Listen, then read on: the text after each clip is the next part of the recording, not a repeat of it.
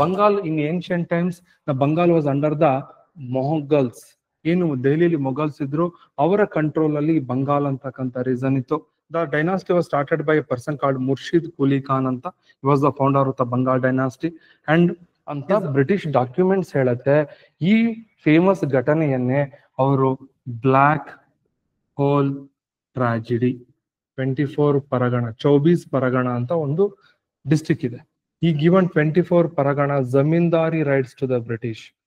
Zamindari rights to the British. ಬ್ರಿಟಿಷರಿಗೆ ಜಮೀನ್ದಾರಿ ಹಕ್ಕುಗಳನ್ನು ನೀಡಿದನು. Got it?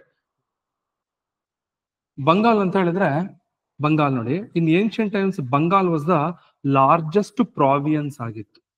ಲಾರ್ಜೆಸ್ಟ್ ಪ್ರಾವಿಯನ್ಸ್ ಅಲ್ಲಿ ಬಂಗಾಲ್ ಅಂದ್ರೆ not only a Bengal, Bengal, Orissa and Bihar, ಇದು ಮೂರು ರೀಸನ್ಸ್ ನ ಸೇರಿಸಿ they call as Bengal. Okay, in ancient times.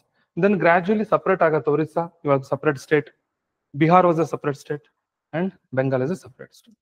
Okay, current affairs ನೋಡ್ತೀರಾ? ಬೆಂಗಾಲ್ ಅಲ್ಲೆಲ್ಲ ಗಲಾಟೆ ಆಗ್ತಾ ಇದೆ, ನೋಡ್ತೀರಾ? ಮುರ್ಷಿದಾಬಾದ್ ನೋಡಿದ್ರಾ girls? Okay, 5 minutes. Okay, next ಬನ್ನಿ, ಬಂಗಾಲ್ ನವಾಬ್ ಡೈನಾಸ್ಟಿ, ಅಲ್ಲಿಂದ ಸ್ಟಾರ್ಟ್ ಮಾಡೋಣ. ಬಂಗಾಲ್ ನವಾಬ್ ಡೈನಾಸ್ಟಿ, ಬಂಗಾಲ್ ನವಾಬ್ ಡೈನಾಸ್ಟಿ. ಬಂಗಾಲ್ ನವಾಬ್ ಡೈನಾಸ್ಟಿಯನ್ನು ಯಾರು ಸ್ಟಾರ್ಟ್ ಮಾಡಿದ್ರು, ಏನು ಎತ್ತ, ಅಲ್ಲಿಂದ ನೋಡ್ತಾವ. ಅಲ್ಲಿ ಬಂಗಾಲ್ ಅಲ್ಲಿ ಒಬ್ಬ ಪರ್ಸನ್ ಇದ್ದ, his name was Murshid Quli Khan ಅಂತ. Murshid Quli Khan. Murshid Quli Khan was the founder of the Bengal dynasty. ಈ ಬಂಗಾಲ್ ಮನೆತನದ ಸ್ಥಾಪಕದವರೇ ಅವನೇ.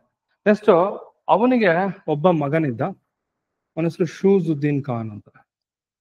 ಶೂಜುದ್ದೀನ್ ಖಾನ್. ಓಕೆ, ಮುರ್ಷಿದ್ ಕುಲಿ ಖಾನ್ ಅವನ ಅಳಿ ಅನ್ಸುತ್ತೆ ಇವನು, ಶೂಜುದ್ದೀನ್ ಖಾನ್ ಅಂತ. ಅವನಿಗೊಬ್ಬ ಮಗ ಸರ್ಫರಾಜ್ ಖಾನ್ ಅಂತ. ಸರ್ಫರಾಜ್ ಖಾನ್. ಓಕೆ, ಇನ್ನೊಂದ್ಸತಿ ನೋಡಿ, Murshid Quli Khan was the founder of the Bengal dynasty. ಅವನಿಗೆ ಅಳಿಯನಿದ್ದ, ಅವನ ಹೆಸರು ಶೂಜುದ್ದೀನ್ ಖಾನ್. ಅವನಿಗೊಬ್ಬ ಮಗ ಸರ್ಫರಾಜ್ ಖಾನ್. ಈ Sarfaraz Khan has no children, ಅವನಿಗೆ ಯಾವುದೇ ತರದ ಮಕ್ಕಳಿಲ್ಲ. ಅವನ ಟೈಮಲ್ಲಿ ಒಬ್ಬನು ಆಲಿವರ್ದಿ ಖಾನ್ ಅಂತ ಇದ್ದ. Alivardi Khan. Who was the Alivardi Khan ಅಂದ್ರೆ, Alivardi Khan was the deputy governor of Sarfaraz Khan.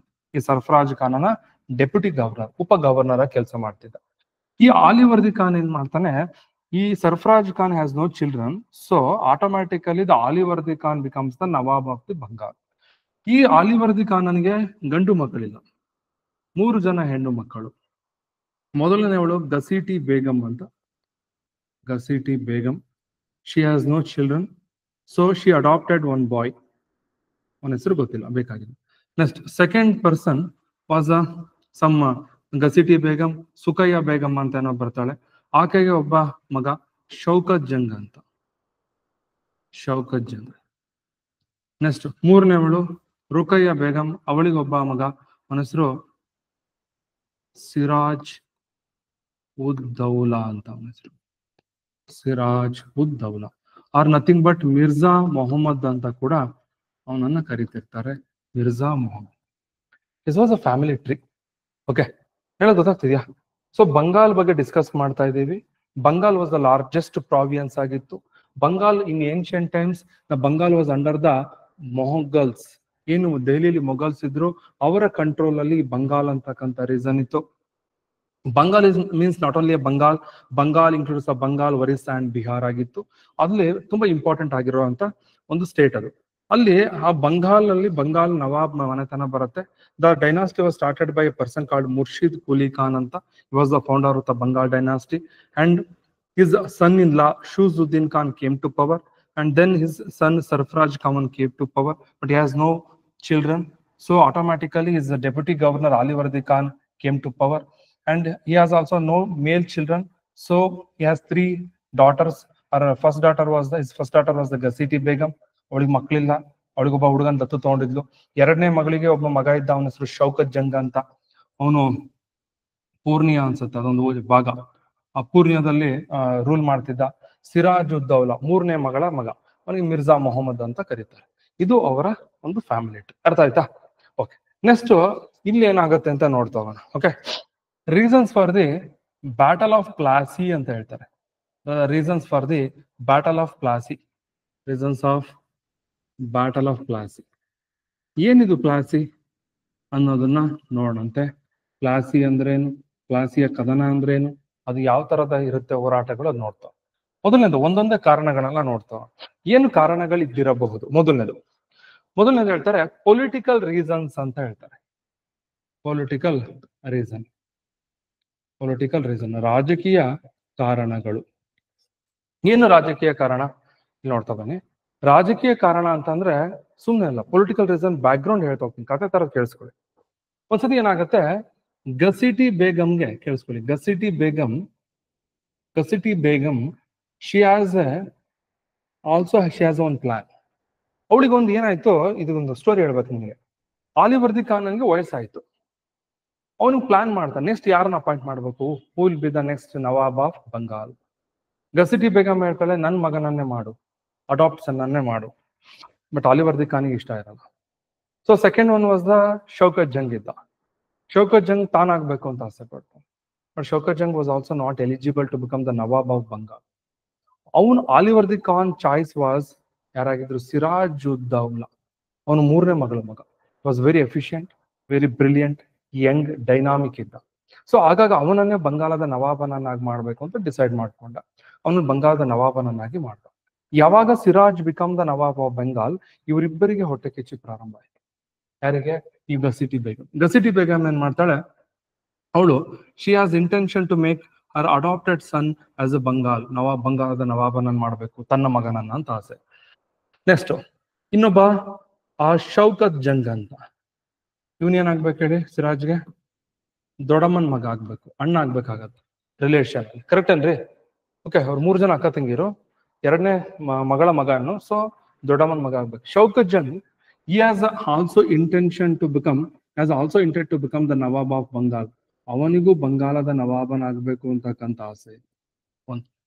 ಇನ್ನೊಬ್ಬ ಅದೇ ಟೈಮಲ್ಲಿ ಮೀರ್ ಜಾಫರ್ ಅಂತ ಬರ್ತಾನೆ. Mir Jafar, have you heard about it? Mir Jafar was the commander of the Bengal nawabs. ಬಂಗಾಲದ ನವಾಬರ ಕಮಾಂಡರ್ ಆಗಿದ್ದ, ಸೇನಾಪತಿ ಆಗಿದ್ದ. ಒಳಗೆ ಅವನಿಗೂ ಆಸೆ ಇತ್ತು. he has also intent to become the nawab of Bengal. ತಾನು ನವಾಬನಾಗ್ಬೇಕು ಅಂತ ಆಸೆ ಇತ್ತು. So these are the political reasons.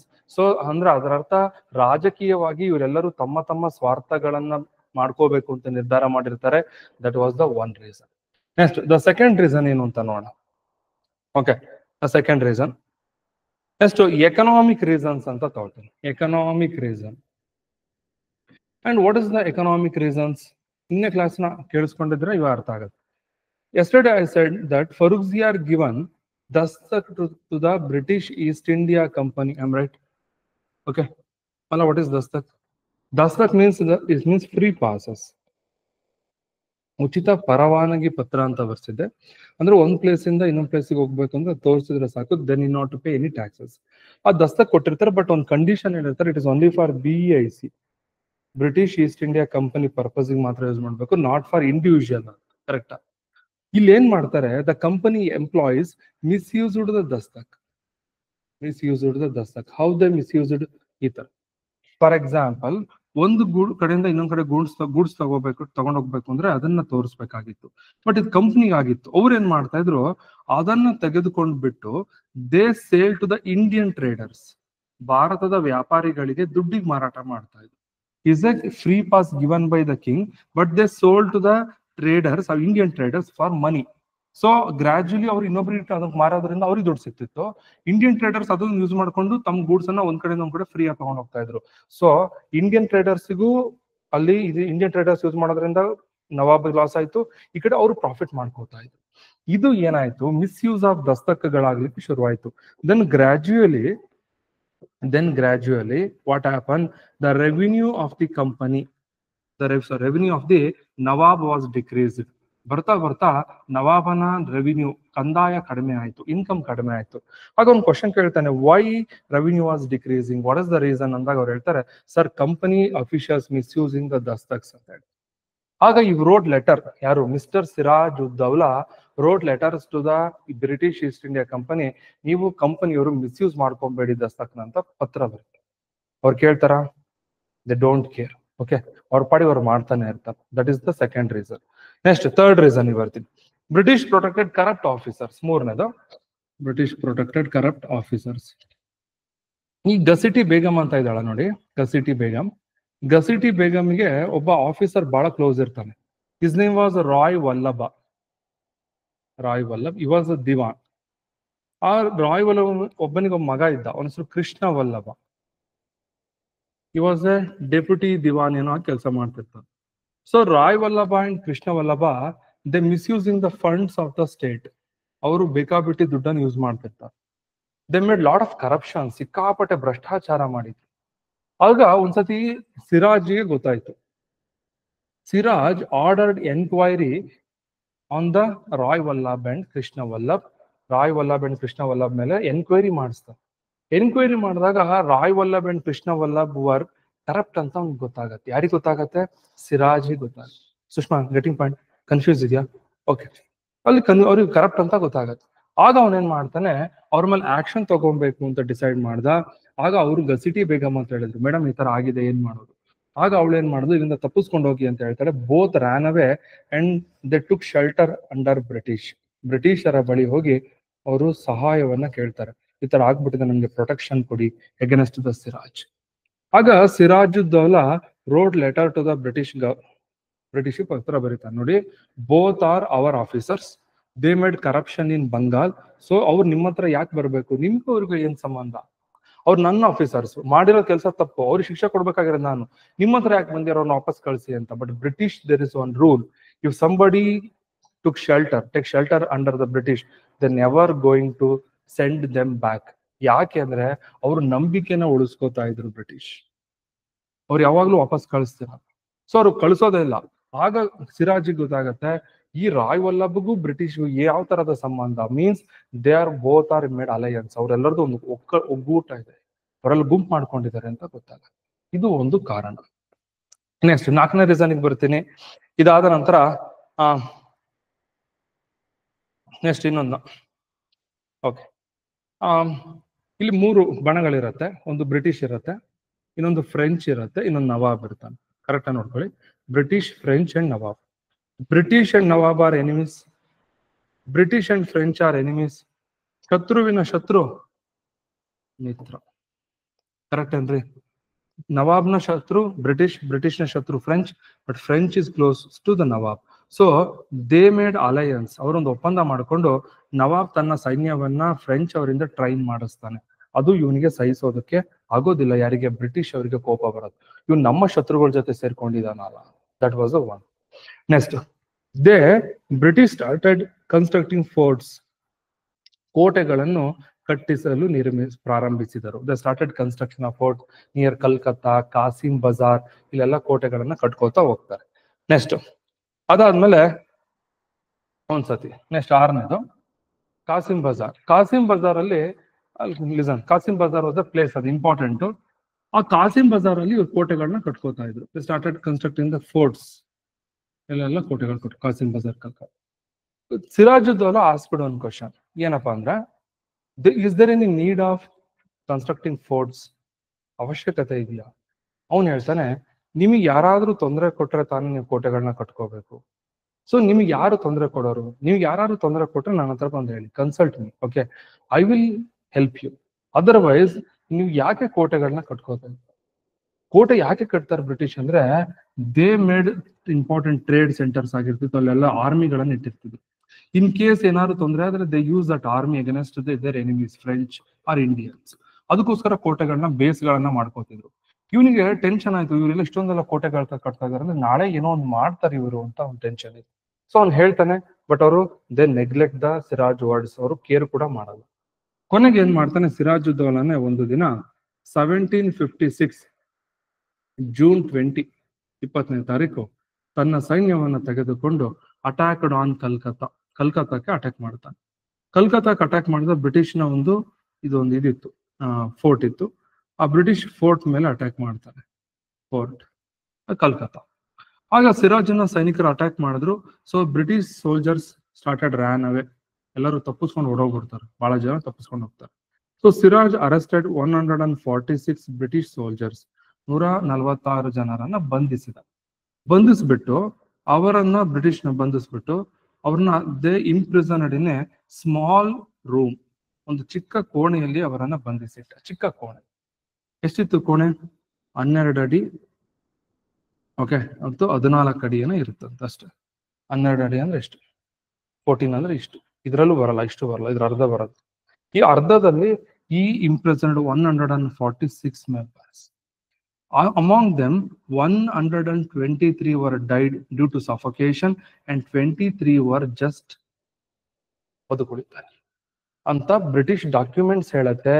ಈ ಫೇಮಸ್ ಘಟನೆಯನ್ನೇ ಅವರು black hole tragedy, black hole tragedy, ಕನ್ನಡದಲ್ಲಿ ಕಪ್ಪು ಕೋಣೆ ದುರಂತ ಅಂತ ಕರೀತಾರೆ. ಕಪ್ಪು ಕೋಣೆ ದುರಂತ ಹಾಗಂದ್ರೆ ಆ ಎಲ್ಲ ಸೈನಿಕರನ್ನ ಚಿಕ್ಕ ರೂಮಲ್ಲಿ ಇಟ್ಟಿದ್ದ, ಅಲ್ಲಿ ಸಫೋಕೇಶನ್ ಇಂದ 123 ಜನ ತೀರ್ಕೊಂಡ್ರು, ಮಿಕ್ಕಿದ 23 ಜನ ಮಾತ್ರ ಉಳ್ಕೋತಾರೆ. This incident is famously called black hole tragedy. Got it? ವಾಯ್ಸ್ ಗೊತ್ತಾಯ್ತೇನ್ರಿ? Any doubts? ಓಕೆ, ಇಷ್ಟು ಕಾರಣಗಳು. ಇನ್ನೊಂದ್ಸತಿ ಓಕೆ, ಮೊದಲನೇದು ಪೊಲಿಟಿಕಲ್ ರೀಸನ್ಸ್ ನೆನಪಿದೆ. Second one is economic reasons, means misuse of dastaks. Next fourth one, British protected the corrupt officers like Roy Vallabh and Krishna Vallabha. And fourth one, he made alliance with the French and trained their army, and they started construction of forts and Qasim Bazaar and Calcutta. ಆಗ ಅವನು 1756 ಅಲ್ಲಿ ಕಲ್ಕತ್ತಾದ ಮೇಲೆ attack ಮಾಡ್ತಾನೆ. ಅಲ್ಲಿನ soldiers arrest ಮಾಡಿ ಅವ್ರನ್ನ ತನ್ನ ರೂಮಲ್ಲಿ. The 123 were died. This incident is famously called as what? Black hole tragedy. Next, ಈ ವಿಚಾರ ಯಾರಿಗೆ ಗೊತ್ತಾಗತ್ತೆ ಅಂತ ಕೇಳಿಸ್ಕೊಳ್ಳಿ. ಆಗ ಭಾರತದಲ್ಲಿ ಮಡ್ರಾಸ್ ಅಲ್ಲಿ ರಾಬರ್ಟ್ ಕ್ಲೈವ್ ಅಂತ ಒಬ್ಬ ಡೇಂಜರಸ್ ಮನುಷ್ಯ ಇದ್ದ. ರಾಬರ್ಟ್ ಕ್ಲೈವ್ ಗೊತ್ತಾಯ್ತು. ಇನ್ನೊಬ್ಬ ವ್ಯಾನ್ಸಿಟಾರ್ಟ್ ಅಂತ ಇದ್ದ, ಜನರಲ್ ವ್ಯಾಟ್ಸನ್ ಅಂತ ಸಮಥಿಂಗ್, ಜನರಲ್ ವ್ಯಾಟ್ಸನ್, ಇಬ್ರಿಗೆ ಗೊತ್ತಾಯ್ತು. ರಾಬರ್ಟ್ ಕ್ಲೈವ್ ಹೇಳ್ತಾನೆ, I will take land route to reach Bengal, ನಾನು ಬೆಂಗಾಲಿಗೆ ಬರ್ತೀನಿ through a land route. You go, ವ್ಯಾಟ್ಸನ್ಗೆ ಹೇಳ್ತಾನೆ, you reach Bengal through a sea route ಅಂತ ಹೇಳ್ತಾರೆ. ಅವ್ನು ಲ್ಯಾಂಡ್ ರೂಟ್ ಅಲ್ಲಿ ಬಂದ, ಸಿ ರೂಟಿಗೆ ಬಂದ್ರು, ಇಬ್ರು ಬಂದು ಬಂಗಾಲ್ ಸೇರ್ಕೊಂಡ್ರು. ಈ ವಿಚಾರ ಆದ್ಮೇಲೆ ಅದು ಯಾವಾಗ? 757 ಜನವರಿ ಮಂತ್, ಐ ಹೋಪ್. ಓಕೆ, ಜನವರಿ 2. ಇವೆಲ್ಲ ನೀವು ನೆನ್ಪಿಟ್ಕೋಬೇಕು ಅಂತ ಏನಿಲ್ಲ, ಅಲ್ಲೊಂದಿಲ್ಲ ನೆನ್ಪು. ಜನವರಿ 2 ಬಂದವರು ನೇರವಾಗಿ they attacked on the Sirajuddaula. Robert ಕ್ಲೈವ್ನಿಗೂ ಸಿರಾಜ್ಗೂ ಯುದ್ಧ ಆಗತ್ತೆ. In this battle Robert Clive defeated the Siraj. ಸೋಲಿಸ್ತಾನೆ, ಬಟ್ ಅವನು ಸಾಯಿಸೋದಿಲ್ಲ, ಸೋಲಿಸ್ತಾನೆ ಅಷ್ಟೆ.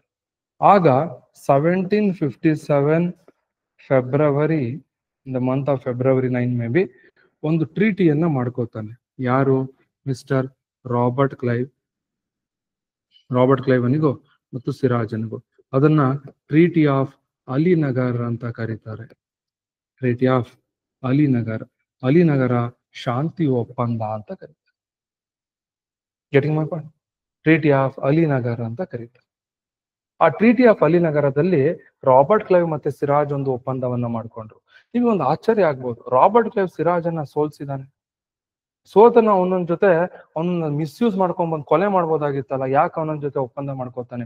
Robert Clive is totally unaware about the Bengal reason. Bengal is very new reason to the British ಆಗಿತ್ತು. ಇಲ್ಲಿವರೆಗೆ ಅವರು ಬಂಗಾಲಲ್ಲಿ ಯಾವತ್ತು ಯುದ್ಧಗಳನ್ನೇ ಮಾಡಿರ್ಲಿಲ್ಲ. This was the first battle, was 1757 January 2 was the first battle in Bengal land. So they were totally unaware about the power of the nawab and Bengal. ಅದಕ್ಕೋಸ್ಕರ ಒಂದು ಒಪ್ಪಂದವನ್ನ, ಶಾಂತಿ ಒಪ್ಪಂದವನ್ನ ಮಾಡ್ಕೋತಾನೆ. ಅಂದ್ರೆ ಮುಂದೆ ಏನಾದ್ರೂ ಮಾಡೋಣ, ಸದ್ಯಕ್ಕೆ ನಮ್ಗೆ ಅವ್ರ ಬಗ್ಗೆ ಜಾಸ್ತಿ ಗೊತ್ತಿಲ್ಲ ಅಂತೇಳಿ ರಾಬರ್ಟ್ ಕ್ಲೈವ್ ಒಂದು ಒಪ್ಪಂದ ಮಾಡ್ಕೊಂಡ. ಈ ಅದ್ರಲ್ಲಿ ಅಗ್ರಿಮೆಂಟ್ಸ್ ಈ ತರ ಹೇಳ್ತಾನೆ. ಮೊದಲನೇದು ಸಿರಾಜ್ಗೆ ಹೇಳ್ತಾನೆ, ನೋಡು Siraj, you started the war, ನಾವೆಲ್ಲ ಮಾಡಿದ್ದು ಯುದ್ಧ, ನೀನ್ ಮಾಡಿದ್ದು. ಈ ಕಿಲ್ಡ್ ಅವರ್ ಸೋಲ್ಜರ್ಸ್, ಅದಕ್ಕೆ ನೀನು ಬ್ರಿಟಿಷ್ಗೆ ಟ್ರೇಡ್ ಕಂಪನ್ಸೇಷನ್ ಗಳನ್ನ ಕೊಡಬೇಕು ಅಂತ ಹೇಳ್ತಾರೆ. ಮೊದಲನೇದು ಟ್ರೇಡ್ ಕಂಪನ್ಸೇಷನ್ಸ್, ಟ್ರೇಡ್ ಕನ್ಸೆಷನ್ ಗಳನ್ನ ಕೊಡಬೇಕು, ವ್ಯಾಪಾರದ ವಿನಾಯಿತಿಗಳನ್ನ ಕೊಡ್ಬೇಕು. ನಾವ್ ಏನ್ ಕೇಳ್ತೀವೋ ಅದು ಕೊಡ್ಬೇಕು. ಅಂದ್ರೆ ಇಷ್ಟು ವ್ಯಾಪಾರ ಮಾಡ್ಕೊಂಡು ಹೋಗ್ತೀವಿ, ಕಡಿಮೆ ರೇಟ್ ಅಲ್ಲಿ ಟ್ಯಾಕ್ಸ್ ಕೊಡ್ತೀವಿ, ಅದಕ್ಕೆ ಒಪ್ಕೋಬೇಕು. Second, you started the war, you killed our soldiers, 123 soldiers kill ಮಾಡಿದ್ಯಾ. So for that reason you have to pay war compensation, ನೀನು ಯುದ್ಧ ನಷ್ಟ ಪರಿಹಾರವನ್ನು ಕೊಡಬೇಕು. ಎಷ್ಟು ಕೊಡ್ಬೇಕು ಅದಿಲ್ಲ, ಗೊತ್ತಿಲ್ಲ, ಒಟ್ಟು ಕೊಡ್ಬೇಕು. ನೆಕ್ಸ್ಟ್ ಮೂರನೇದು, he also permit British East India Company to print coins at Calcutta. ಕಲ್ಕತ್ತಾದಲ್ಲಿ ನಮಗೆ ನಾಣ್ಯಗಳನ್ನ ಮುದ್ರಿಸಲು ಪರ್ಮಿಷನ್ ಕೊಡಬೇಕು. ಲಾಸ್ಟ್ ಒನ್, ಅಷ್ಟಲ್ಲದೆ ನಮಗೆ ಕೋಟೆಗಳನ್ನ ಕಟ್ಕೊಳ್ಳೋದಕ್ಕೂ ಕೂಡ ಪರ್ಮಿಷನ್ ಕೊಡಬೇಕು. 1 2 3 4 trade, war compensation, coins and forts. Finally mister Sirajuddaula was also ready to agree for the Alinagar treaty. ಈ ಒಪ್ಪಂದ ಆಯ್ತು. ನೆಕ್ಸ್ಟ್ ನೀವು ಅನ್ಕೊಬಹುದು, ರಾಬರ್ಟ್ ಕ್ಲೈವ್ ಸುಮ್ಮನೆ ಆಗ್ಬಿಡ್ತಾನ, ಅವ್ನಿಗೆ ಸಾಕಾಗಿತ್ತು ಅಷ್ಟು ಮಾಡ್ಕೊಂಡು ಹೋಗಿದ್ರೆ. But Robert Clive is very brilliant, very criminal person. ಅವ್ನು ಸುಮ್ಮನೆ ಆಗಲ್ಲ, ಅವ್ನು ಪ್ಲಾನ್ ಮಾಡ್ತಾನೆ. ಈ ಸಿರಾಜನನ್ನ ಹೇಗಾದ್ರೂ ಮಾಡಿ ಸಂಪೂರ್ಣವಾಗಿ ಅವನನ್ನ ಡಿಸ್ಟ್ರಾಯ್ ಮಾಡಬೇಕು, ಕಂಪ್ಲೀಟ್ ಬಂಗಾಲ್ನ ಕಂಟ್ರೋಲ್ ಮಾಡಬೇಕು ಅಂತ ಆಲೋಚನೆ ಮಾಡ್ತಾನೆ. ಆಗ ಈ ಮೇಡ್ ಒನ್ ಅಲಯನ್ಸ್, ಒಕ್ಕೂಟವನ್ನ ಮಾಡ್ಕೊತಾನೆ. ಆಗ ಅವನು ಹೇಳ್ತಾನಂತೆ, ರಾಬರ್ಟ್ ಕ್ಲೈವ್ ಯಾರ್ಯಾರು ಇವನ ವಿರುದ್ಧ ಇದ್ದೀರಾ, ಯಾರು ಸಿರಾಜ್ನ ವಿರುದ್ಧ ಇದ್ದೀರಾ, ಅವರೆಲ್ಲರೂ ನನ್ನ ಜೊತೆಗೆ ಬನ್ನಿ ಅಂತ ಸೀಕ್ರೆಟ್ ಒಂದು ಅಲಯನ್ಸ್ ಮಾಡ್ತಾರೆ. ಆಗ ರಾಬರ್ಟ್ ಕ್ಲೈವ್ ನ ಕಡೆಯವರು ಏಜೆಂಟ್ಸ್ ಇರ್ತಾರೆ, British agents. They go to the some person, ಅವ್ರು ಕೇಳ್ತಾರೆ, ನೀನ್ ಸಿರಾಜನ್ ಕಂಡ್ರೆ ಆಗಲ್ಲ ತಾನೆ, ನಮ್ ಜೊತೆ ಬಾ, ನಾವೆಲ್ಲರೂ ಸೇರಿ ಒಂದು ಅಲಯನ್ಸ್ ಮಾಡಿ. ಯಾರ್ಯಾರು ಬರ್ತಾರೆ ನೋಡಿ. ಫಸ್ಟ್ ಬರೋದೇ ಸಿರಾಜನ ದೊಡ್ಡಮ್ಮ ಆಗಿರುವಂತ ಗಸಿಟಿ ಬೇಗಂ. ಗಸಿಟಿ ಬೇಗಂ ಬಂದಾಗ Robert Clive asked Ghaseti, what is your demand, what is your wish? ಅವಳು ಕೇಳ್ತಾಳೆ, I have 1-2 demands. You have to make my son as the next nawab. Second, you have to pay 10 lakh rupees as a perk, ದುಡ್ಡಾಗಿ ನಾನು ಕೊಡ್ಬೇಕು. ಇವೆರಡನ್ನ ನೀನ್ ಮಾಡ್ಕೊಡ್ಬೇಕು ಅಂತ. ಆಯ್ತು, ಮಾಡ್ಕೊಡೋಣ ಅಂತ ಹೇಳ್ತಾನೆ. ಯಾರು? Robert Clive. ಯಾರಿಗೆ? ಗಸಿಟಿ ಬೇಗಂ. ನೆಕ್ಸ್ಟ್ ಯಾರು ಬರ್ತಾರೆ? ರಾಯ್ ವಲ್ಲಭ್ ಬರ್ತಾರೆ. ರಾಯ್ ವಲ್ಲಭ್ ಅಂಡ್ ಇಸ್ ಸನ್ ಕೃಷ್ಣ ವಲ್ಲಭ್, ಇವರಿಬ್ರು ಬರ್ತಾರೆ. Both var corrupt. ಅವ್ರು ಬರ್ತಾರೆ, ಸರ್ ನಾವು ನಿಮ್ಗೆ ಸಪೋರ್ಟ್ ಮಾಡ್ತೀವಿ, ನಮಗೆ ಎಷ್ಟಾದ್ರು ಸ್ವಲ್ಪ ಅಮೌಂಟ್ ಕೊಡಿ. ಓಕೆ ಫೈನ್, ಕೊಡೋಣ. ನೆಕ್ಸ್ಟ್ ಜಗತ್ ಸೇಠ್ ಅಂತ ಬರ್ತಾನೆ. Who is Jagat Seth? He was a rich banker, ಶ್ರೀಮಂತ ಪರ್ಸನ್. ಅವನು ಹೇಳ್ತಾನೆ, ನಾನು ನಿಮ್ಗೆ ಯುದ್ಧಕ್ಕೆ ಬೇಕಾಗಿರೋ ಎಲ್ಲ ಅಮೌಂಟ್ ನಾನು ಕೊಡ್ತೀನಿ. ಓಕೆ, ಆಸ್ ಎ ಅಮೌಂಟ್ ಕೊಡ್ತೀನಿ, but after the war you have to pay me in double. Okay, with the interest ಕೊಡಬೇಕು. ಎಷ್ಟಾದ್ರು ಕೊಡಿ, ನಿಮ್ಗೆ ಎಷ್ಟು ಕೇಳೋ ಕೊಡಿ ಅಂದ್ರೆ ಅವತ್ತಿನ ಕಾಲ ಕೇಳ್ತಾರ. ನಾನು ಅವತ್ತಿನ ಕಾಲಕ್ಕೆ ನಿಮ್ಗೆ 1 crore rupees ಬೇಕು, I will arrange. 2 crores, fine. 3 crores, I will arrange. Can you imagine how much rich they are? It's 1757 matter. Okay, next ಅವನಾದ್ಮೇಲೆ ಜಗತ್ ಸೇಠ್ ಆದ್ಮೇಲೆ ರಾಯ್ ವಲ್ಲಭ ಕಸೇಟ್, ಆಮೇಲೆ ಇವನು ಯಾರು? Mir Jafar, very important person. ಇದರಲ್ಲಿ ಇವನೇ ಮೇನ್ ಇಂಪಾರ್ಟೆಂಟ್, ಮಿಕ್ಕವರೆಲ್ಲ ಡಮ್ಮಿಗಳೇ. ಸೊ ಮೀರ್ ಜಾಫರ್ ಬಂದ್ಬಿಟ್ಟು ಕೇಳ್ತಾನೆ, ಸರ್ ನಾನು ಸಪೋರ್ಟ್ ಮಾಡ್ತೀನಿ. ಮೀರ್ ಜಾಫರ್ ಜೊತೆ ಸಪರೇಟ್ ಮೀಟಿಂಗ್ ಆಗುತ್ತೆ. ಆ ಸಪರೇಟ್ ಮೀಟಿಂಗ್ ಅಲ್ಲಿ ಹೇಳ್ತಾನೆ, Mir Jafar you are very important to me. ಏನಕ್ಕೆ ಅಂದ್ರೆ ಅವನ ಕಮಾಂಡರ್ ನೀನೆ, ಅವನ ಸೈನ್ಯವನ್ನ ನಡೆಸೋನು ನೀನೆ, ಅವನ ಜೊತೆಗೆ ಇರೋನು ನೀನೆ. ನೀನು ನನಗೆ ಸಪೋರ್ಟ್ ಮಾಡಬೇಕು, ಅವನ ಎಲ್ಲಾ ಸೈನ್ಯವನ್ನ ನನ್ನ ಪರವಾಗಿ ಯುದ್ಧ ಮಾಡಿಸ್ಬೇಕು. ಹಾಗೆ ಮಾಡಿದ್ರೆ ನಿನ್ಗೆ ಏನ್ ಬೇಕು ಅದನ್ನ ನಾನು ಕೊಡ್ತೀನಿ. What Mir Jafar asked, sir I have only 1 demand. Can you make me Nawab of Bengal? Robert Clive ಆಲೋಚನೆ ಮಾಡ್ಬೋದಾ ಇವನ್ನ? Yes, is the right person.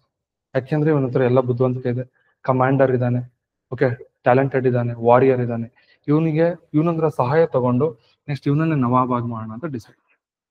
ಇಷ್ಟು ಜನ ಸೇರ್ಕೊಳ್ತಾರೆ. ಓಕೆ, ಇನ್ನೊಬ್ರು ಯಾರ ಇರ್ತಾರೆ, ಸಾಕಿಷ್ಟ. ಇಷ್ಟು ಜನ ಸೇರ್ಕೊಂಡ್ರು. ಕೊನೆಗೆ ರಾಬರ್ಟ್ ಕ್ಲೈವ್ ಏನ್ ಮಾಡ್ತಾನೆ, ಪ್ಲಾನ್ ಅನ್ನ ಸ್ಟಾರ್ಟ್ ಮಾಡ್ತಾನೆ. ವಾರ್ ಯಾವಾಗ ಮಾಡಬೇಕು? 1757 ಜೂನ್ ತಿಂಗಳು ಅನ್ಸುತ್ತೆ. ಒಂದೇ ಸೆಕೆಂಡ್, ಸುಮಾರು ಜೂನ್ 23rd ಕೇಳಿಸ್ಕೊಡ್ರಿ. June 23rd. ಓಕೆ, ಆಮೇಲೆ ಇಮಿಡಿಯೇಟ್ ರೀಸನ್ ಒಂದು ಹೇಳೋದ್ ಮರ್ತೇನೆ ನಿಮ್ಗೆ. ಇಮಿಡಿಯೇಟ್ ರೀಸನ್ ಅಂತ ಒಂದಿದೆ, ತತ್ಕ್ಷಣದ ಕಾರಣ. ಯುದ್ಧ ಆಗೋದಕ್ಕೆ ಸಡನ್ ಆಗಿ ಏನ್ ರೀಸನ್ ಅಂತ ಹೇಳೋಣ. ಸಡನ್ ರೀಸನ್ ಇಷ್ಟೇ, British demanded according to the Alinagar treaty you have to pay war compensation. ಕರೆಕ್ಟಾ? ಯಾರು ಕೊಡ್ಬೇಕಾಗಿತ್ತು? ಸಿರಾಜ್ ಕೊಡ್ಬೇಕಾಗಿತ್ತು. ಯಾರಿಗೆ ಕೊಡ್ಬೇಕಾಗಿತ್ತು? ಬ್ರಿಟಿಷ್ ಕೊಡ್ಬೇಕು. ಕರೆಕ್ಟಾ? ಬಟ್ ಕೊಡಲ್ಲ ಒಂದು. ಸೊ ಸೆಕೆಂಡ್, ವಾರ್ ಪ್ರಿಸನರ್ಸ್ ಬಿಡುಗಡೆ ಮಾಡಲ್ಲ. ಇವೆರಡೇನೋ ಆಗೋದಿಲ್ಲ. ಸೊ ಇಮಿಡಿಯೇಟ್ ರೀಸನ್ ಇದಾಗತ್ತೆ. 1757 June 23rd the important battle in Indian history ನಡೆಯುತ್ತೆ, ಬ್ಯಾಟಲ್ ಆಫ್ ಪ್ಲಾಸಿ. ಕೇಳಿಸ್ಕೊಡ್ರಿ, battle of Plassey. So you should never forget this war in your life time. Don't study for exam. Okay, exam comes and goes, but life remains. Correct ಏನ್ರಿ? ಜೀವನದಲ್ಲಿ ನೀವೆಲ್ಲ ನಾಳೆ ಹೊರಗಡೆ ಹೋದ್ಮೇಲೆ ನಿಮ್ knowledge is very important. Okay, the world respects only for 2 things, knowledge and power. ಕರೆಕ್ಟಾ? So knowledge ಬಹಳ important. ಈ ಏನಾಗುತ್ತೆ ಪ್ಲಾಸಿಕ್ ಅದನ್ನ ಕತೆ ಕೇಳಿಸ್ಕೊಳ್ಳಿ ಹಿಂಗಿದೆ. 1757 June 23 Plassey, battle of Plassey. ಒಂದ್ ಕಡೆ ರಾಬರ್ಟ್ ಕ್ಲೈವ್ ಇರ್ತಾನೆ, ಇನ್ನೊಂದ್ ಕಡೆ ಸಿರಾಜ್ ಇರ್ತಾನೆ. ಸಿರಾಜ್ನ ಪರವಾಗಿದ್ದವನು ಯಾರು ಇಲ್ಲ ಅಲ್ಲಿ, ಮೀರ್ ಜಾಫರ್ ಅವ್ರ ಕಮಾಂಡರ್, ಬಟ್ ಈ ಸೈಡೆಡ್ ವಿತ್ ರಾಬರ್ಟ್ ಕ್ಲೈವ್. ಒಂದು ಸ್ಟೋರಿ ಹೇಳ್ತೀನಿ, ಕೇಳಿಸ್ಕೊಡಿ. 1757 June 23rd ಪ್ಲಾನ್ ಆಗಿರತ್ತೆ. ಇದೇ ತರ ಅಕಾರ್ಡಿಂಗ್ ಟು ಪ್ಲಾನ್ ಮಾಡಿರ್ತಾರೆ. ಬೆಳಿಗ್ಗೆ ಸ್ಟಾರ್ಟ್ ಆಗತ್ತೆ ಯುದ್ಧ, ಅರೌಂಡ್ 7-8 ಟೈಮ್ ಅಲ್ಲಿ. War began. ಸಿರಾಜ್ ಯುದ್ಧನ ಹೇಳ್ತಾರಂತೆ, ಮೀರ್ ಜಾಫರ್ನ ಕರೆದ್ಬಿಟ್ಟು, ಮೀರ್ ಜಾಫರ್, ಇವತ್ತು ವೆರಿ ಇಂಪಾರ್ಟೆಂಟ್ ಬ್ಯಾಟಲ್. ಬಂಗಾಲದಲ್ಲಿ ಬ್ರಿಟಿಷ್ ಮೇಲೆ ಅಟ್ಯಾಕ್ ಮಾಡ್ತಾ ಇದ್ದಾರೆ. We have to defeat the British. I have complete confidence and I have complete faith, definitely we will do that ಅಂತ ಹೇಳ್ತಾನೆ. ಯಾರಿಗೆ? ಮೀರ್ ಜಾಫರಿ. But he was unfortunately he don't know what is in his mind. Correct ಏನ್ರಿ? ಅವ್ನ ಒಳಗಡೆ ಏನಿದೆ ಅಂತ ಅವನಿಗೆ ಗೊತ್ತಿಲ್ಲ. ಬಟ್ ಅವನ ತಲೆ ಒಳಗೆ ಏನ್ ನೋಡ್ತಿತ್ತು? ಅವ್ನು ಯಾರ ಪರವಾಗಿದ್ದ? ಬ್ರಿಟಿಷರ ಪರವಾಗಿದ್ದ. ಕತೆ ಈ ತರ ಇದೆ. ಒಂದು ಸತಿ ಹೇಳ್ತಾ ಹೋಗ್ತಾನೆ, ರಾಬರ್ಟ್ ಹೇಳ್ತಾನೆ, ಡಾಕ್ಯುಮೆಂಟ್ಸ್ ಅಲ್ಲಿ ಬರೀತಾನೆ, I took only 354 soldiers to the battlefield and Siraj-ud-Dawla has totally 18,000 soldiers. Okay, ನಾನು ಸಡನ್ ಆಗಿ ಯಾರನ್ನಾದ್ರೂ ಕೇಳಿದ್ರೆ ಯಾರು ಗೆಲ್ತಾರೆ ಅಂತ, ಒಂದು ಚಿಕ್ಕ ಪಾಪನ್ ಕೇಳಿದ್ರೆ ಮಗು ಕೂಡ ಹೇಳತ್ತೆ ಯಾರು ಗೆಲ್ಬೇಕಾಗಿತ್ತು? ಸಿರಾಜ್. ಬಿಕಾಸ್ 18,000 ಇದಾರೆ ಸೋಲ್ಜರ್ಸ್. ಈ ಕಡೆ ಬರೀ 300 ಜನ ಇದ್ದಾರೆ. ಅದರಲ್ಲಿ 300 ಜನ ಒಬ್ರೊಬ್ರು ಇಬ್ರು ಹೊಡೆದ್ರು, ಅಲ್ಲಿ 600 ಜನ ಹೋಗ್ತಿದ್ರು ಅಷ್ಟೇ. ಬಟ್ ಮ್ಯಾಟರ್ ಏನಾಗತ್ತೆ ನೋಡಿ. ಓಕೆ, ಕೊನೆಗೆ ಏನಾಗುತ್ತೆ, ಆ ಯುದ್ಧ ನಡೆಯುತ್ತೆ. ಯುದ್ಧ ಪ್ರಾರಂಭ ಆಯ್ತು. ರಾಬರ್ಟ್ ಕ್ಲೈವ್ ನ ಸೈನಿಕರು ಹೋಗ್ತಾ ಇದ್ರೆ, ಸಿರಾಜ್ ಯುದ್ಧನ ಹೇಳ್ತಾನೆ, ಆರ್ಡರ್ ಮಾಡ್ತಾನೆ, ಸ್ಟಾರ್ಟ್ ವಾರ್ ಅಂತ. ಯುದ್ಧ ಬಿಗಿನ್ ಆಗತ್ತೆ. ಮೀರ್ ಜಾಫರ್ ವಾರ್ ಅಲ್ಲಿ ಕಮಾಂಡರ್ ಆಗಿದ್ದವನು, he was the important person, commander. ಅವನೇ ಹೇಳ್ತಾನೆ soldiers, you cannot shoot the British soldiers. ಬ್ರಿಟಿಷರ್ನ ಕೊಲ್ಲೋ ಆಗಿಲ್ಲ, ಬ್ರಿಟಿಷರಿಗೆ ಹೊಡೆಯೋ ಆಗಿಲ್ಲ ಅಂತ. ಕೊನೆ the complete war scenario was completely changed. ಏನ್ ಮಾಡ್ಬೇಕು ಅಂತಾನೆ ಗೊತ್ತಾಗಲ್ಲ. ಕಮಾಂಡರ್ ಮಾತನ್ನ ಅವ್ರು ಕೇಳ್ತಾರೆ. ನೀವ್ ಹೇಳಿದ್ರೆ ಆಶ್ಚರ್ಯ ಪಡ್ತೀರಾ, 354 ಜನರು ಈ 18,000 ಜನರ ಸೈನಿಕರನ್ನ ಹೊಡೆದಾಕ್ತಾರೆ, ಸೋಲಿಸ್ತಾರೆ. ಓಕೆ, ಮೀರ್ ಜಾಫರ್ ಮೋಸ ಮಾಡ್ತಾನೆ, ಬೆನ್ನಿ ಚೂರಿ ಹಾಕ್ಬಿಡ್ತಾನೆ. ಯಾರಿಗೆ? ಈ ಸಿರಾಜ್. ಕೊನೆಗೆ ಸಿರಾಜನನ್ನ ಯುದ್ಧ ಭೂಮಿಲಿ ಹಿಡ್ದಾಕ್ತಾರೆ. Mir Jafar, Robert Clive and ಈ ಮೀರ್ ಜಾಫರ್ ಒಬ್ಬ ಮಗ ಇದ್ದ, ಮಿರಾನ್ ಅಂತ ಅವನ ಹೆಸರು, ಮಿರಾನ್. ಇವರೆಲ್ಲ ಸೇರ್ಕೊಂಡು Mir Jafar and Robert Clive ಎಲ್ಲ ಸೇರ್ಕೊಂಡು ಸಿರಾಜನನ್ನ ಹಿಡಿತಾರೆ, ರಣಭೂಮಿಲಿ ಹಿಡ್ಕೊಳ್ತಾರೆ. ಆಗ ಸಿರಾಜನ್ಗೆ ಆಶ್ಚರ್ಯ ಆಗತ್ತೆ, ಎಂತ ಮೋಸ ಮಾಡಿದ್ರಲ್ಲ, ಎಷ್ಟು ದ್ರೋಹ ಮಾಡಿದ್ರಲ್ಲ. ಓಕೆ ಅಂತ, but the time is already gone, ಏನು ಮಾಡಕ್ಕಾಗಲ್ಲ. ಆಗ ಸಿರಾಜ್ ಹೇಳ್ತಾನೆ, ಎಂತ ಮೋಸ ಮಾಡಿದೆ ನೀನ್ ನನಗೆ, ನಿನ್ನಂತ ಕೆಟ್ಟವನ್ ಯಾರು ಇಲ್ಲ ಅಂತ ಮೀರ್ ಜಾಫರ್ಗೆ ಹೇಳ್ತಾನೆ. ಮೀರ್ ಜಾಫರ್ ನಗ್ತಾ ಇರ್ತಾನೆ. ಆಗ ಏನ್ ಮಾಡೋದು ಅಂತ ಹೇಳಿದಾಗ ಮೀರ್ ಜಾಫರ್ ಹೇಳ್ತಾನಂತೆ, ಸಿರಾಜನನ್ನ ಜೈಲಿಗೆ ಹಾಕೋದ್ ಬೇಡ, ಅವ್ನ್ ಜೈಲಲ್ಲಿದ್ರೆ ಮತ್ತೆ ನಾಳೆ ಹೊರ ಬಂದ್ಬಿಡ್ತಾನೆ, ಅವನನ್ನ ಮುಗಿಸ್ಬಿಡೋದು ಒಳ್ಳೇದು ಅಂತ ಹೇಳಿ. So Miran headed the Siraj in the battle field. ಅವನ ತಲೆಯನ್ನ ಕತ್ತರಿಸ್ತಾನೆ, ಸಿರಾಜನ ಪ್ರಾಣ ಹೋಗುತ್ತೆ. ಆಗ ಮೋಸದಿಂದ ಅವನನ್ನು ಕೊಲ್ತಾರೆ. ಆಗ ರಾಬರ್ಟ್ ಕ್ಲೈವ್ ತನ್ನ ಡೈರಿಲಿ ಬರಿತಾ ಹೇಳ್ತಾನೆ, we won the battle in the Bengal ಅಂತ ಹೇಳ್ತಾರೆ. I'm very happy. I'm very proud moment for the British because we won the battle and only 350 soldiers defeated the 18,000 so British Indian soldiers ಅಂತ ಹೇಳ್ತಾರೆ. So ಅವನು ಹೇಳ್ತಾನೆ, British soldiers are like A Lions, ನಾವು ಸಿಂಹದ ತರ, ನಾವು ಹೋದ್ರೆ ಗೆದ್ದೇ ಗೆಲ್ತೀವಿ ಅಂತ ತನ್ನ ಡೈರಿಗಳಲ್ಲಿ ಬರ್ಕೋತಾನೆ. ಇದೆಲ್ಲ ಆದಾಗ ಈ ವಿಚಾರ ಲಂಡನ್ ಅಲ್ಲಿ ಗೊತ್ತಾಗತ್ತೆ, ಲಂಡನ್ ಪಾರ್ಲಿಮೆಂಟ್ಗೆ ಗೊತ್ತಾಗತ್ತೆ. ಅವರು ರಾಬರ್ಟ್ ಕ್ಲೈವ್ನಿಗೆ ಒಂದು ಪತ್ರ ಬರೀತಾರೆ. ಏನಂತ ಹೇಳ್ತಾರೆ? You are born in heaven ಅಂತ ಹೇಳ್ತಾರೆ. You are the greatest commander, you born in heaven ಅಂತ ಹೇಳ್ತಾರೆ. ಬಾರ್ನ್ ಇನ್ ಹೆವನ್ ಅಂತ ಹೇಳಿದ್ರೆ ನೀನು ಸ್ವರ್ಗದಲ್ಲಿ ಹುಟ್ಟಿದೀಯಾ, ಅಂದ್ರೆ ನೀನ್ ಎಲ್ಲೆಲ್ಲಿ ಹೋಗ್ತೀಯೋ ಅಲ್ಲೆಲ್ಲ ನಿಂಗೆ ಗೆಲುವು ಸಿಗತ್ತೆ ಅಂತ. ಬಟ್ ಅವ್ರು ಹೇಳಲ್ಲ ಇವನ್ ಹೆಂಗ್ ಗೆಲುವು ತಗೊಂತಿದ್ದ. ಕರೆಕ್ಟಾ? ಓಕೆ, ಅಷ್ಟು ಗೊತ್ತಾಯ್ತೇನ್ರಿ? This was a story. ಅಲ್ಲಿಗೆ the battle of Plassey completed and Siraj was died. Next, impact of the battle, ಪರಿಣಾಮ. ದ ಫಸ್ಟ್ ಏನಾಗತ್ತೆ ಅಂತ ಹೇಳಿದ್ರೆ ಸಿರಾಜನನ್ನ ಏನ್ ಮಾಡ್ತಾರೆ, ಸಾರಿ ಸಿರಾಜ್ ಅಂತೀನಿ, ಸಿರಾಜ್ ಡೈಡ್, ಅದು ಗೊತ್ತಿದೆ ನಿಮ್ಗೆ. ಸೆಕೆಂಡ್ ಮೀರ್ ಜಾಫರ್ ಏನ್ ಮಾಡ್ತಾರೆ, ಅವನ್ನ ನವಾಬ್ ಆಫ್ ದಿ ಬಂಗಾಲ್ ಮಾಡ್ತಾರೆ. ಅವನು ಬಂಗಾಲದ ನವಾಬ್ ಆಗಿದ್ದಕ್ಕೆ ಖುಷಿಗೋಸ್ಕರ ಬ್ರಿಟಿಷ್ಗೆ ಏನ್ ಕೊಡ್ತಾನೆ ಅಂದ್ರೆ, ಈ ಗಿವನ್ 24 ಪರಗಣ 24 ಪರಗಣ ಅಂತ ಒಂದು ಡಿಸ್ಟ್ರಿಕ್ಟ್ ಇದೆ. ಈ given 24 Pargana zamindari rights to the British, ಬ್ರಿಟಿಷರಿಗೆ ಜಮೀನ್ದಾರಿ ಹಕ್ಕುಗಳನ್ನು ನೀಡಿದನು. Got it? Zamindari rights means the power to collect the taxes in that land. ಅಂದ್ರೆ ಆ ಭೂಮಿಯಲ್ಲಿ ತೆರಿಗೆಯನ್ನು ಸಂಗ್ರಹಿಸತಕ್ಕಂಥ ಅಧಿಕಾರ ಕೊಟ್ರೆ ಅದನ್ನ ಏನಂತ ಕರೀತಾರೆ? ಜಮೀನ್ದಾರಿ ರೈಟ್ಸ್ ಅಂತ ಕರೀತಾರೆ. Got it? Clear? Any doubts? Okay. And also British permitted to free trade in Bengal, Bihar and Orissa. ಇಲ್ಲೆಲ್ಲ ಅವರಿಗೆ ಉಚಿತವಾಗಿ ವ್ಯಾಪಾರ ಮಾಡ್ಲಿಕ್ಕೆ, ಅಂದ್ರೆ ತೆರಿಗೆ ಇಲ್ಲದೆ ವ್ಯಾಪಾರ ಮಾಡ್ಲಿಕ್ಕೆ ಕೂಡ ಪರ್ಮಿಷನ್ ಅನ್ನು ಕೊಡ್ತಾರೆ. ಇಷ್ಟನ್ನ ತಗೋತಾರೆ. ಅಲ್ಲಿಗೆ ಮಿಸ್ಟರ್ ಜಾಫರ್ ಬಿಕಮ್ ದ ನೀವ್ ನವಾಬ್ ಆಫ್ ದಿ ಬೆಂಗಾಲ್. ಅವ್ನು ಬಂಗಾಲ್ ನವಾಬ್ ಆಗ್ತಾನೆ. ಅಲ್ಲಿ ಸ್ವಲ್ಪ ಸ್ಟೋರಿ ಹೇಳ್ತೇನೆ. But what you give will get it back. You know the sentence ಕೇಳಿದಿರ್ತಾನೆ. What you give you will get it back. ನೀನ್ ಯಾರಿಗೆ ಏನ್ ಕೊಡ್ತೀಯೋ ದೇವ್ರ ಹಿಂಗ್ ಅದೇ ವಾಪಸ್ ಕೊಡ್ತಾನೆ. ಕರೆಕ್ಟ್ ಏನ್ರಿ? ಇವನ್ ಏನ್ ಮಾಡ್ತಾನೆ? ಇಷ್ಟೆಲ್ಲ ಮೋಸ ಮಾಡಿದ್ದ ಯಾರು? ಜಾಫರ್. ಇಷ್ಟೆಲ್ಲ ಮೋಸ ಮಾಡೋ ಅಧಿಕಾರಕ್ಕೆ ಬಂದಿದ್ದ. ಬಟ್ ಆ ಖುಷಿ ತುಂಬಾ ದಿನ ಇರಲ್ಲ ಅವನಿಗೆ. ಯಾಕೆಂದ್ರೆ ಬ್ರಿಟಿಷ್ ಏನ್ ಮಾಡ್ತಾರೆ, ಸಿಕ್ಕಾಪಟ್ಟೆ ಲಂಚ ಕೇಳ್ತಾರೆ. ನಾವು ನಿನ್ನನ್ನ ನವಾಬ್ ಮಾಡಿರೋದು, ಇಲ್ಲಾಂದ್ರೆ ನಿನ್ ಕೈಲಿ ಆಗ್ತಿತ್ತಾ?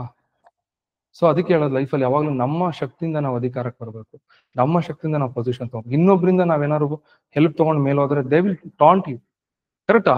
ದೇ ವಿಲ್ ಅದನ್ನ ಯಾವಾಗ್ಲೂ ಹೇಳ್ತಾ ಇರ್ತಾರೆ, ನನ್ನಿಂದ ನೀನ್ ಆಗಿರೋದು, ನನ್ನಿಂದ ಆಗಿರೋದು. ಈ ಪೊಸಿಷನ್ ಹೇಳ್ತಾರೆ, ನನ್ನಿಂದ ನೀ ಪೊಸಿಷನ್ ನವಾಬ್ ಆಗಿರೋದು. ನಾವ್ ಹೇಳ್ದಷ್ಟು ನೀನು ಬ್ರೈಬ್ ಕೊಡು, ಲಂಚ ಕೊಡು. ಎಷ್ಟು ಕೊಡ್ಬೇಕು? ಒಬ್ಬರೊಬ್ರು ರಾಬರ್ಟ್ ಕ್ಲೈವ್ ಕೇಳ್ತಾನೆ, ನನಗೆ 25 ಲಕ್ಷ ರೂಪಾಯಿನ ಕೇಳ್ತಾನೆ. ಅವತ್ತಿಗೆ 25 lakh rupees. ಅದು 1757. Can you imagine? ಇವತ್ತಿನ ಕಾಲದಲ್ಲಿ 25 ಲಕ್ಷ ತುಂಬಾ ದೊಡ್ಡ ಅಮೌಂಟ್, ಕರೆಕ್ಟಾ? ಬಟ್ ಅವತ್ತಿನ ಕಾಲಕ್ಕೆ ಅದೆಷ್ಟು ಅಂತ, ನೂರಾರು ವರ್ಷಗಳ ಮುಂಚೆ ಅಷ್ಟು ಅಮೌಂಟ್ ಅನ್ನ ತಗೋತಾನೆ. ಓಕೆ, ಅದಕ್ಕಿಂತ ಜಾಸ್ತಿ ತಗೋತಾನೆ. ನನ್ನ ಪ್ರಕಾರ ಒಂದು 35-40 ಲಕ್ಷ ತಗೋತಾನೆ, ಲಂಚ ತಗೋತಾನೆ. ವ್ಯಾಟ್ಸನ್ ಅವನೊಂದು 15-20 ಲಕ್ಷ ಲಂಚ ತಗೋತಾನೆ. ಬೇರೆ ಬೇರೆ ಆಫೀಸರ್ಸ್ ಎಲ್ಲ 2 lakhs, 3 lakhs, 1,50,000, 25,000 ಈ ತರ ಲಂಚ ತಗೋತಾರೆ. ಅವ್ರಿಗೆಲ್ಲ ಕೊಟ್ಟು ಅರಮನೆಯಲ್ಲಿ ಏನು ಇರಲ್ಲ, ಕಂಪ್ಲೀಟ್ಲಿ ಪಾಪರ್. ಕೊನೆಗೆ ಏನ್ ಉಳಿಯುತ್ತೆ ಅನ್ನೋದ್ರ ಒಂದಿಷ್ಟು ಬೆಳ್ಳಿ ಸಾಮಾನು ಉಳಿಯುತ್ತೆ. ಮನೆಯಲ್ಲೆಲ್ಲ ಇಟ್ಟಿರ್ತಾರೆ ಗೊತ್ತಾ, ಮಕ್ಕಳು ಮದ್ವೆಗೆ ಅಂತ ಮಾಡ್ಸಿರ್ತಾರೆ ನೋಡಿ, ದೀಪ, ಚೊಂಬು. ಓಕೆ, ಅದನ್ನು ಮಾರ್ಬೇಕಾದ ಪರಿಸ್ಥಿತಿ ಬರುತ್ತೆ. ಈ sold even the silver items, ಅದನ್ನು ಮಾರಿ ದುಡ್ಡು ಬರುತ್ತೆ, ಅದನ್ನು ಕೂಡ ಕೊಡ್ತಾನೆ. ಅಷ್ಟು ಕೆಟ್ಟ ಪರಿಸ್ಥಿತಿಗೆ ಬರ್ತಾನೆ ಯಾರು? ಮೀರ್ ಜಾಫರ್. ಅಂತ ಪರಿಸ್ಥಿತಿ ಗೊತ್ತಾಯ್ತೇನ್ರಿ? This was the battle of Plassey and impact. Got it?